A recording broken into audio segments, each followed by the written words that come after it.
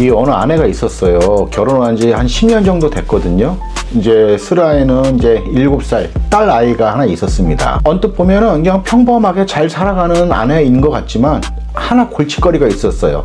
바로 남편입니다. 남편은 정말 답답할 정도로 이 소통이 안 되고, 나 지금 그 생각하니까 갑자기 답답해지네요. 이분 생각하니까. 어쨌든 소통도 안 되고요. 아무런 어떠한 이 공감 능력이 전혀 없어요. 그래서 어느 날 아내가 이제 저녁을 막 정성스럽게 잘 차리고 있고 이제 밥도 다 돼가는데 느닷없이 혼자 짜장면을 시켜 먹어요. 그러니까 아내는 이제 솔직히 열 받죠.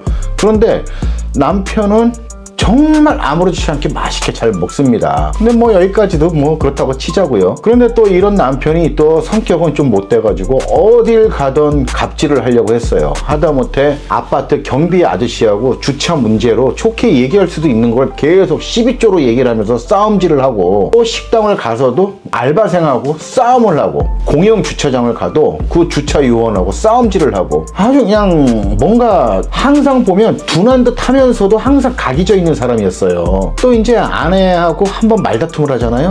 그러면 작은 방에 들어가서 나오질 않아요. 그래서 항상 아내가 이거 막 달래고 해야지만이 겨우겨우 나와서 밥도 먹어주고. 그런데 아내도 감정이 있는 사람이니까 매번 어떻게 이렇게 해요. 그래서 아내도 이제 화가 나죠.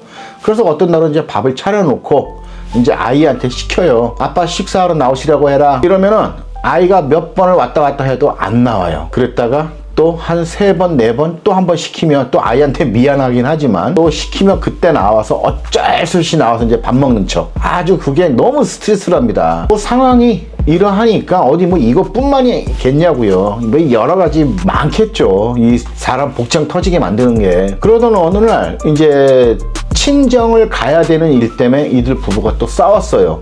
그래서 친정 가는 길에 가다 말고 남편이 그냥 확 하고 자기는 집으로 돌아가 버렸답니다. 그래서 이제 아내하고 아이만 친정에 갔다가 이제 왔고, 그 날부터 이제 이들 부부가 이제 말을 안 하기 시작했어요. 이 남편은 이 작은 방에 들어가면 안 나옵니다. 배도 안 고픈 거 봐요. 이제 아내도 이제 화가 날 대로 나 있기 때문에 이제 밥 먹으라는 소리도 안 하고 이제 아이하고 둘이만 이제 밥을 먹었다고 했어요. 이렇게 냉랭하게 지낸 지가 이제 한 달 정도가 됐어요.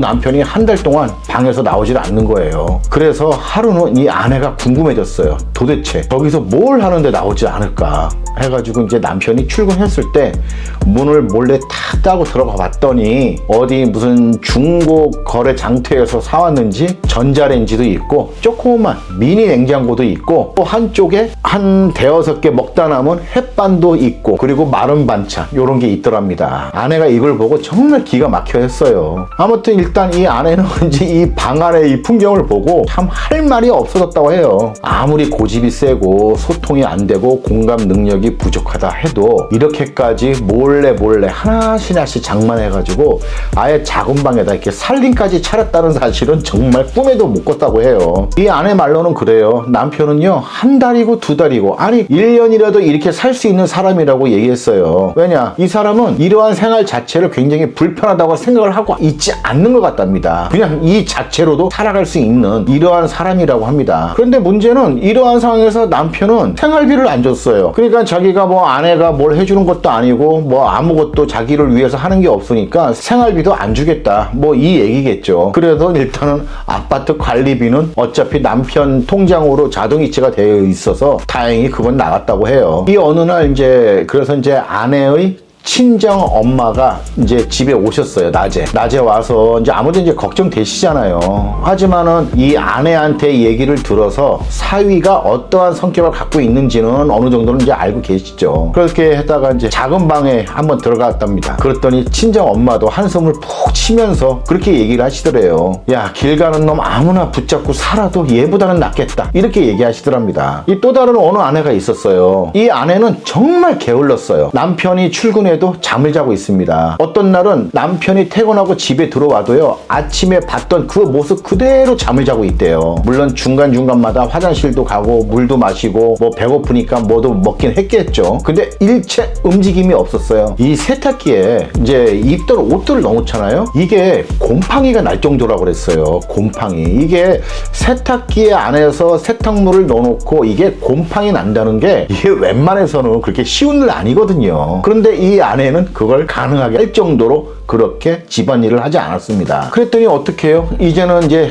쉬는 날마다 남편이 이제 빨래를 했어요. 그 그릇 같은 것도요, 쓰고 항상 싱크대에 수북히 쌓아놓고 이제 더 이상 꺼내 쓸 그릇이 없을 때 그때 억지로 설거지 한번 한답니다. 이제 남편은 아무리 얘기를 해도 이게 고쳐지지 않으니까 자기가 너무 스트레스를 받아가지고 탈모 현상까지 온다고 그랬어요. 그래서 어느 날부터는 이제 잔소리도 안 했다고 했어요. 얘기해봤자 고쳐지지도 않고 또 어느 순간 보니까 말하는 자기만 성질이 나빠지는 것 같다는 느낌이 들더랍니다. 그래서 아예 포기했대요. 그런데 이 아내가 참 웃기는 게 또 어느 날부터 잘 씻고 자기 몸을 치장하고 나가더랍니다. 그걸 보고 신기했대요. 아니 저렇게 귀찮아하는 사람이 그래도 또 지 몸은 또 꿈이네, 이제 이런 생각을 했었다고 해요. 그런데 알고 봤더니 이 아내가 집에 앉아가지고 종일 놀면서 핸드폰으로 채팅을 해가지고 남자를 알게 된 거예요. 그리고 그 남자를 만나러 나간 겁니다. 이 솔직히 남편이 맨 처음에 이 사실을 알았을 때요, 너무나 기가 막혀갖고 웃음이 나왔대요. 웃음이. 그러면서 또 나중에는 눈물도 나왔대요. 그러니까는 이 남편이 그랬어요. 이 눈물하고 웃음이 동시에 나오더랍니다. 그냥 저는 그때 그 남편한테 그 얘기 들을 때 그냥 웃으면서 들었어요. 그 남편도 웃으면서 얘기했어요. 실장님, 저 그때 그랬다니까요. 이래가면서 집안 꼴은 아주 그냥 개판 오븐전으로 만들어 놓고 지는 아주 그냥 이쁘게 치장하고 그리고 아주 고상한 척 하면서 남자하고 뭐 살포시 아주 상냥하게 뭐 카톡 대화도 하고 이러면서 외도를 하고 다녔던 거예요. 아내가 이거를 상상을 해보니까 자기 아내가 그렇게 한심스러워 보였다고 합니다. 이거는 화가 나는 게 아니라 한심스러워 보였대요. 그러니까는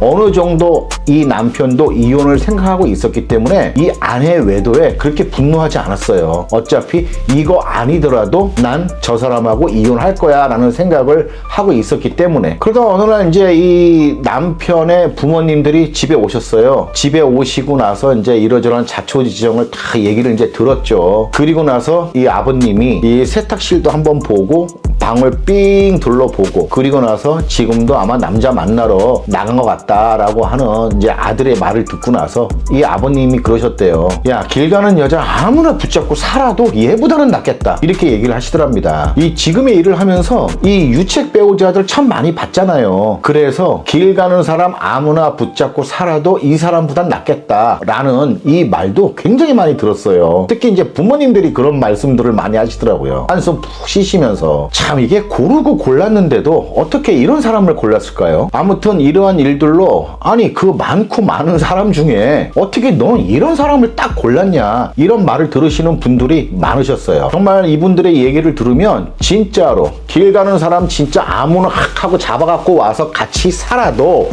지금의 이 배우자보다는 낫겠다라는 생각이 들 때가 정말 많았습니다. 이러한 사람들을 볼 때마다 왜 저 사람들은 저런 식으로 살까, 이런 생각을 참 많이 하게 돼요. 일반적인 상식으로는 도저히 이해가 안 가는 사고방식으로 살아가는 사람들이 우리 주위에는 은근히 이렇게 있어요. 없는 것 같으면서도요. 그런데 정말 답답한 건요, 이런 사람들한테는 어떤 개선의 여지가 없는 게 정말 답답한 일입니다. 왜냐하면 이 사람들은 천성이 이러하기 때문이에요. 천성은 안 고쳐진다고 많이들 얘기들 하시잖아요. 근데 진짜 안 고쳐집니다. 태어날 때부터 유전자가 그렇게 생겨 먹었는데 그걸 어떻게 고쳐요? 야생 돌아다니는 늑대 새끼를 데리고 와서 산다고 그 늑대가 반려견 됩니까? 늑대의 유전자가 있는데. 그러듯이 그건 안 고쳐져요. 그런데 이게 참 이러한 사람인지 아닌지 살아봐야 안다는 거, 이게 참 아쉬워요. 처음부터 딱 보고 알면 넌 이런 사람이구나, 넌 저런 사람이구나, 이걸 탁탁 알 수 있으면 얼마나 좋겠어요. 그런데 우리는 그런 걸 전혀 모릅니다. 그냥 느낌으로만 알 뿐이고 우리 느낌은 틀릴 때가 많아요. 그래서 너무나 안타깝게도 이러한 사람인지 아닌지는 살아봐야 안다는 거, 이게 정말 안타까운 일이죠. 혹시 여러분도 부모님이나 아주